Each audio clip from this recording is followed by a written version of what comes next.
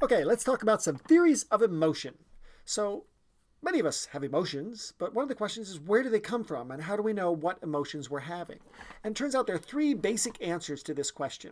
The first one, sometimes known as the common sense hypothesis, was created by William James and a contemporary of his, Carl Lang, who suggested that the most common sense way we experience emotions is because they come from inside, right? So I feel happy because inside I feel happy. I feel sad because inside I feel sad. So specifically what James and Lang were talking about is that there's some kind of internal physiological response that we then respond to. And what they were talking about is the sympathetic nervous system, even though they maybe didn't call it that same thing. The sympathetic nervous system, if you recall, is the thing that gets us excited, the fight or flight response. So if I see a bear, oh my goodness, I get excited, right? My heart starts pounding and my palms get sweaty and I'm getting very excited.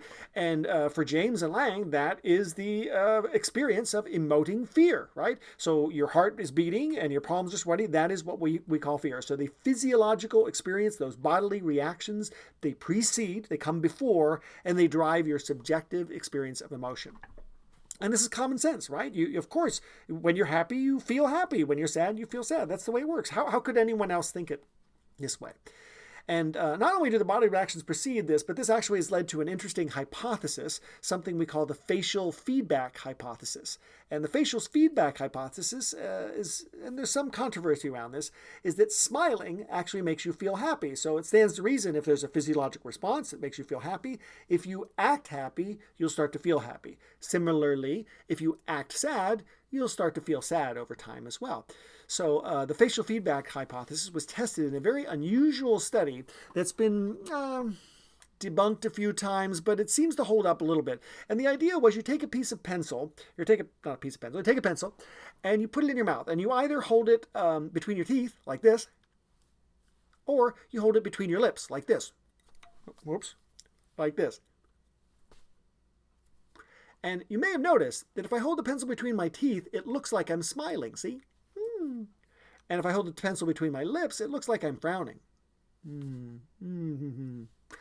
And what they found was that people who held the pencil between their lips actually reported feeling a little more down, a little sad. They responded to things in a more sad way. And people that had the thing between their teeth responded in a happy way. And so they said this is the facial feedback hypothesis. Apparently smile, and not only will the whole world smile with you, but you'll feel happy yourself. Frown and you'll start to feel bad. Now, actually, in a series of studies after this fact, we found that this doesn't always seem to hold up, but it is definitely the case that as you start to act happy and feel happy, you'll start to ultimately feel happy as well. So that's the facial feedback hypothesis, the common sense idea of emotion. That emotion is something you feel inside you and you just respond to that. You see a bear, you're scared. That's how it works. But this theory has come under a fair amount of criticism recently by Cannon and Bard, and they suggested that Bard was a graduate student of Cannon, that the body reaction and the subjective experience have to be independent of each other. And that's because they said basic physiology. The fight or flight response, activated by the sympathetic nervous system, takes time. So if you see a bear, it's going to take several seconds before your heart rate, that burst of adrenaline hits you and you start to feel it, right? It's going to take a while before you experience that. And so many people report that they are feeling darn scared right now, even before that sympathetic nervous system has responded. So the sympathetic nervous system, according to Cannon Bard, is too slow. It can't possibly be driving your subjective feeling because you feel the feeling before your sympathetic nervous system could have reacted. And the other thing they mentioned, which is a matter of basic physiology, is that it's not specific. The sympathetic nervous system simply ramps us up for fight or flight. So your hands get sweaty when you're happy, and your heart starts beating faster when you're feeling euphoric, and when you're feeling scared, and when you're feeling angry. So if I'm angry, my heart's beating, my hands are sweating, the sympathetic nervous system is active in the same way as when I'm happy, as even when I'm like profoundly really sad and kind of thing. So it can't be that the sympathetic nervous system is giving you a signal as to how you feel, because the signal is unitary. So they're saying, okay, wait a minute, that bodily reaction is a single unitary thing that's pretty slow, so that can't possibly be driving our experience of emotion. Of course, this raises the question, well, what am I feeling when I feel emotions? Because I certainly feel like I feel emotions. And as you heard me talk about earlier, Or as you may have read, emotions consist of a physiology, some kind of physiological change, a feeling, and a very distinctive behavior. That physiological change does exist, right? Right? So what's going on? I feel something, but Cannon and Bard say that feeling can't be why you're experiencing emotion. And to answer this, we have Schachter and Singer, who came up with a two-factor theory of emotion. And the two-factor theory is pretty much what you might think, that essentially our subjective experience is affected by how we interpret a body reaction. So there are actually two factors that determine emotion: the subjective experience and the bodily reaction. And they both are important. And let me explain that a little bit more. This two-factor theory says the cognitive appraisal, we're trying to make sense of why we're upset. According to Schachter and Singer, there are two factors involved in understanding emotions: the cognitive appraisal and the physiological response. So if your heart is beating rapidly, you have to do a cognitive appraisal. Why am I getting so excited by this? It must be because I'm experiencing this emotion.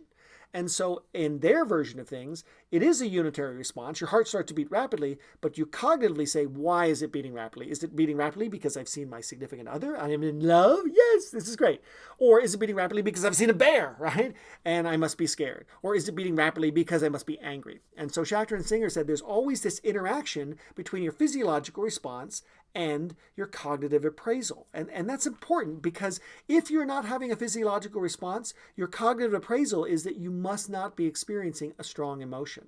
So there are some individuals that don't get particularly upset in certain situations, and so when they meet somebody for the first time, their heart rate stays a nice, even 62 beats per minute, and they think, did I like that person?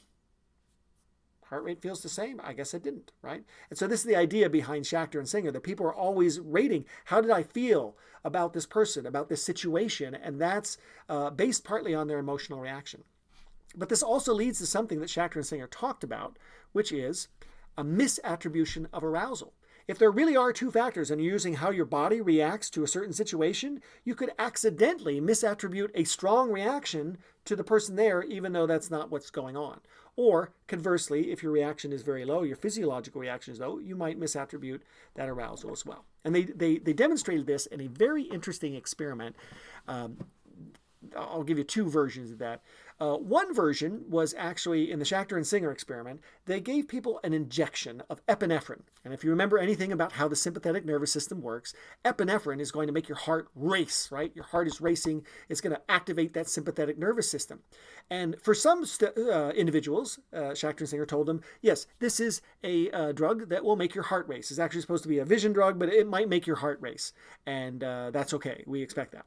For other individuals, they said this drug should actually make you calm down a little bit. And for other individuals, they didn't mention anything about the interactions. And then what they did is they had a stooge, another experimenter, come in and talk with this individual. And the stooge would act in either two ways. The stooge would act kind of silly, tell some jokes and do some funny things, and see if they can get the person being experimented on to laugh, right? Or the stooge would come in and act all angry about, oh, I'm just upset about the world today, and this is very bad, and don't you believe that? And see if they could get the other person, get a rise out of the other person, get them angry as well. And what Schachter and Singer found was, if the person being experimented on knew that the injection they got was epinephrine, they didn't pretty much react to the stooge as much, right? They didn't get angry. They didn't get particularly upset. And they knew that that heart racing had nothing to do with what the other person was doing. But where it got interesting is when the person came in that didn't know the injection was supposed to make their heart race, or in fact were even told that the injection would keep their heart slow, they got very angry if the stooge was acting angry. They got very, they thought it was really funny if the stooge was acting funny.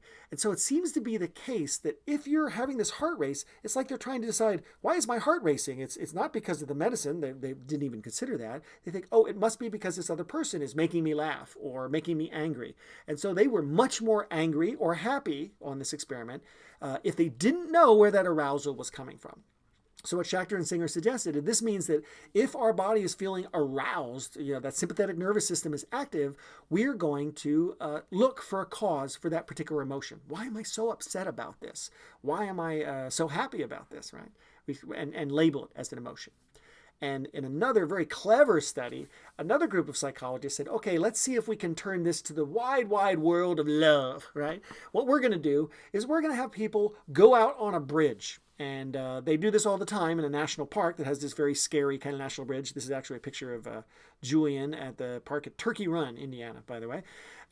He's having a great time. He's walking across the bridge, but it is a little scary. It swings a little bit. And it's not unusual for his heart to kind of race a little bit. He's a little bit scared. And what they did is they had a little participant, and in this case it was a female participant, take your number at the end and do a little quiz, a little survey. They asked them about things like, how did you like the park today, and things like that. What would you do? And then they also gave the opportunity for the participants in this study to contact her or to think whether or not there was a connection there. And interestingly enough, in this study, participants who walked over this creaky, kind of scary bridge and had their sympathetic nervous system activated, they thought there was a connection there. They thought, ooh, I really felt a personal connection with this person. Maybe there was something going on here. Maybe that spark was happening. And so this was interesting. This is a classic case of misattribution of arousal. They thought there was something there that wasn't there before, right? They thought there was something there that wasn't, right? It was purely just a matter of being scared. But this is also why when you walk out on a dangerous bridge, you might, with your significant other, you might think, oh, there's something here. It's also one of the reasons why love is one of these things that happens when you're connected with somebody else, when you're having and experiencing strong emotions. And that's why early on in the honeymoon period, everything's great. You're going out to movies together or parks or watching a scary movie and, oh, no, right, that kind of thing. And that arousal increases and you start to think, oh, I must be feeling something there. It's also where Stockholm Syndrome comes from because, you get scared and all of a sudden you think, oh, it must be because I'm in love with this person. No, it's because they kidnapped you, right? So this is the Schachter-Singer misattribution of arousal idea. And so those are the three theories of emotion, as I mentioned before.